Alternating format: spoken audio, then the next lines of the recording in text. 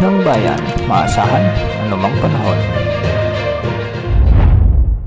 Isang maulang bagong taon sa ating ilang mga kababayan na nakakaranas ng mga pag-ulan ngayong araw ng January 1, 2025 at narito lang update sa lagay ng ating panahon at sa magiging lagay ng panahon sa masusunod na 24 oras. Sa kasalukuyan ay umiiral pa rin ang Intertropical Convergence Zone sa bahagi ng Visayas, Mindanao at Palawan. Umiiral naman ang shear line sa eastern sections ng Northern at Central Luzon, samantalang northeast monsoon naman ang nakakaapekto sa nalalabing bahagi ng Northern at Central Luzon. Dahil nga sa Intertropical Convergence Zone o ITCZ ay asahan ang maulap na kalangitan na may mga kalat-kalat na pag-ulan na may mga kasamang thunderstorms sa buong Visayas, sa buong Mindanao, sa may Palawan kasama na ang Romblon, Catanduanes, Albay, Sorsogon at Masbate.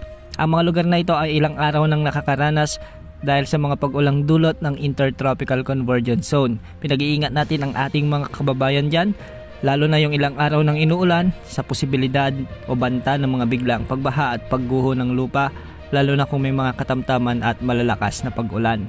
Samantala magiging maulap naman ang mga papawirin na may mga kalat-kalat na pag-ulan at kasamang kalat-kalat ding thunderstorms sa buong Metro Manila, sa may buong Calabarzon, Isabela, Quirino, Aurora, Bulacan, ang nalalabing bahagi ng Mimaropa at ang buong Bicol Region.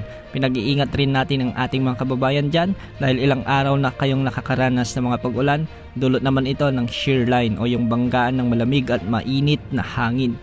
Dahil dito may banta pa rin ng mga flash floods at landslides, lalo na kung may mga katamtaman at minsan ay malalakas na pag-ulan.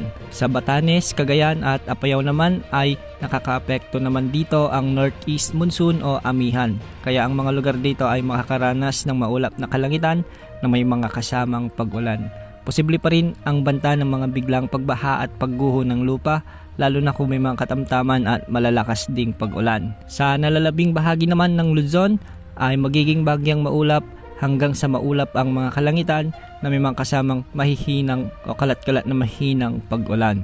Ito ay dulot pa rin ng umiiral ng northeast monsoon. Sa kasalukuyan ay wala naman tayong nakataas na gale warning sa anumang bahagi ng ating bansa, ngunit sa Northern Luzon ay magiging moderate to rough o posible ang mga 2.1 hanggang 3.7 na meters na pagkalon sa mga lugar dito. Sa nalalabing bahagi ng bansa ay magiging slight to moderate o mahina hanggang sa katamtaman naman ng mapag-alon o katumbas ng 0.6 to 2.5 meters. Kaya pinag-iingat pa rin natin ang ating mga kababayang mangingisda ng mga pumapalaot. Sa kasalukuyan ay wala na rin tayong namomonitor na anumang nagbabantang LPA o bagyo na posibleng pumasok sa ating bansa sa susunod na 3 hanggang 5 araw. Yan muna ang update sa lagay ng panahon. Happy 2025! Ito po ang weather update ng bayan, maasahan anumang panahon.